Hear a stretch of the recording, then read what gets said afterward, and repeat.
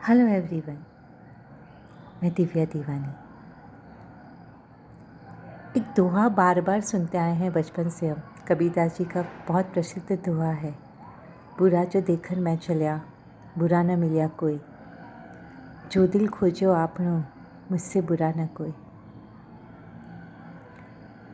हमेशा ये बात एक स्टूडेंट के लेवल पर तो पूरी तरह से सही है, एक बच्चे के लेवल पर तो सही है, पर एक माता पिता, एक गुरु के लेवल पर आकर बात बदल जाती है।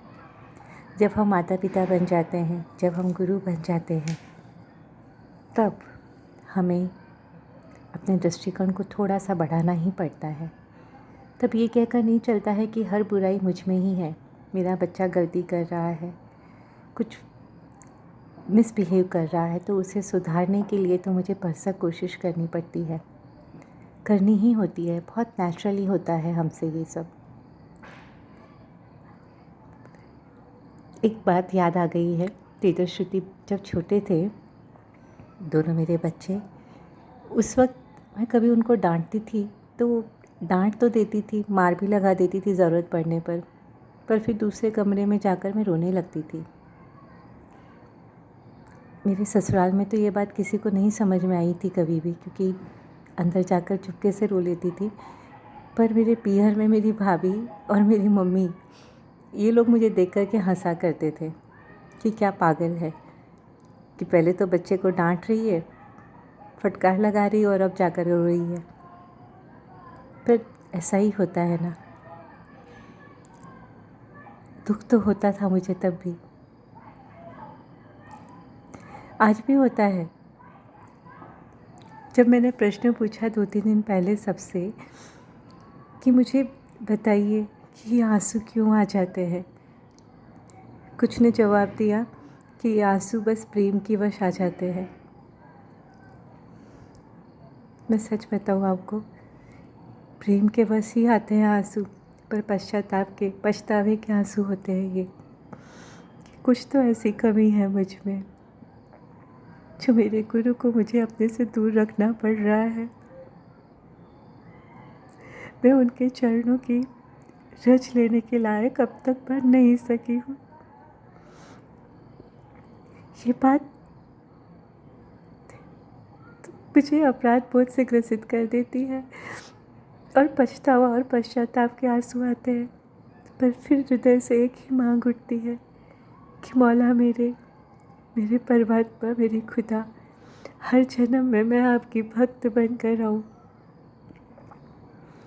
कभी कभी लगता है कि हनुमान जी के लिए, जब कहते थे सब जने, बचपन में सुनती थी कहानियाँ कि वो जब बहुत छोटे थे तो सूरज को फल समझकर खा लिया। सूर्यदेव हनुमान जी के गुरु, उनके क्रोध को उन्होंने गुरु प्रेम का फल समझकर स्वीकार कर लिया, ग्रहण कर लिया, और गुरु प्रेम के अधिकारी हो गए, उनके चरणों में शीश रखने के योग्य बन गए। बस वैसे ही गुण मुझ में भी आ जाए। मैं अपने गुरु के प्रेम को, जो वो मुझ पर बरसा रहे हैं, माँ बनकर, पिता बनकर, उसको ग्रहण कर सकूं, उसे अपने ऊपर भीतर तक उतार सकूं, इस योग्य बन जाऊं।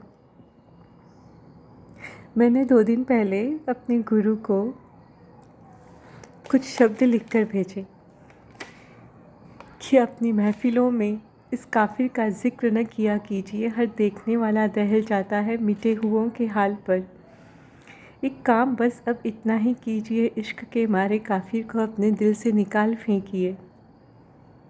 एक दरख्वास्त तेरे दर पर है मेरे ख्वाजा, कभी किसी से हमारी मोहब्बत का किस्सा न बयां करना, कि या तो किसी की नज़र लग जाएगी यहाँ पे, या फिर मोहब्बत करने की हिम्मत ही मिट जाएगी।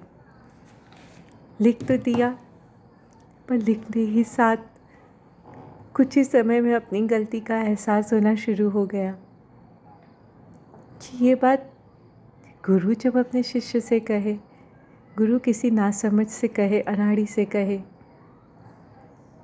जिसे ये मालूम ही नहीं है कि वो क्या कर रहा है, वो गलत है या सही है, तो बात फिर भी ठीक है। मेरे गुरु का प्रेम, आचार्य जी का, ध्यानामी जी का प्रेम, मैं पल पल जिसे महसूस करती हूँ, जिसकी वजह से मेरी सांसें चल रही है, उस प्रेम को मैं महसूस करते हुए भी कैसे अपने आप से दूर कर सकती हूँ, और वो कैसे दूर करेंगे, संभव ही नहीं है उनके लिए, संभव ही नहीं है मेरे लिए। और ये जब प्रश्न लिखा था, ये प्रश्न नहीं लिखा था, ये जब शब्द लिखे थे, तब बहुतों के द्वारा बार बार मुझसे ये पूछे जाने पर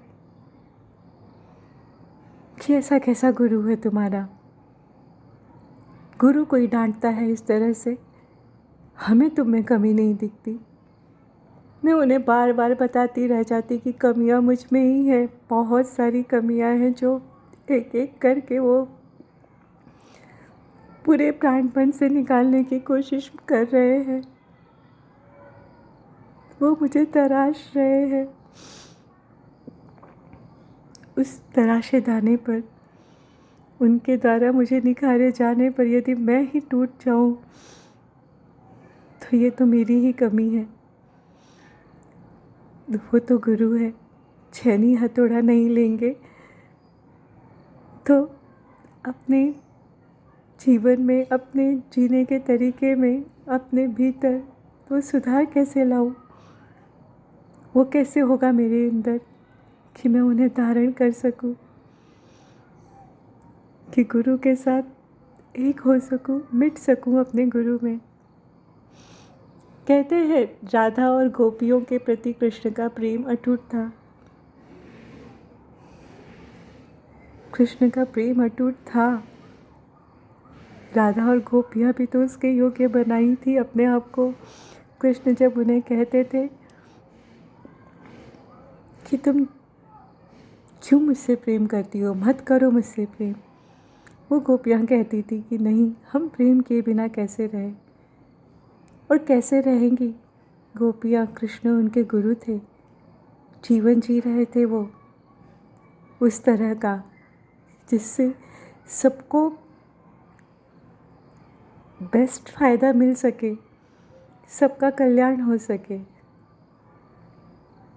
तो जो सीरत उन्होंने, गोपियों ने और राधा ने कृष्ण में देख ली थी, वो कैसे उस सीरत को भूल पाती। सीरत सीरत ही तो खींचती है, गुरु की सीरत ही खींचती है शिष्य को गुरु की तरफ।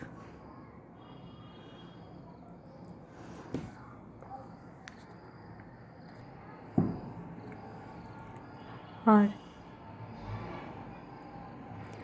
कुछ न कुछ कमी शिष्य की ही होती है। जब गुरु अपने आप से शिष्य को दूर कर देता है, उसको विकसित करने के लिए अपने आप को रूठा दिखाता है। प्रणाम गुरुदेव, और धन्यवाद और आभार आपका हृदय से, आपके इस प्रेम के लिए। नमन सखा।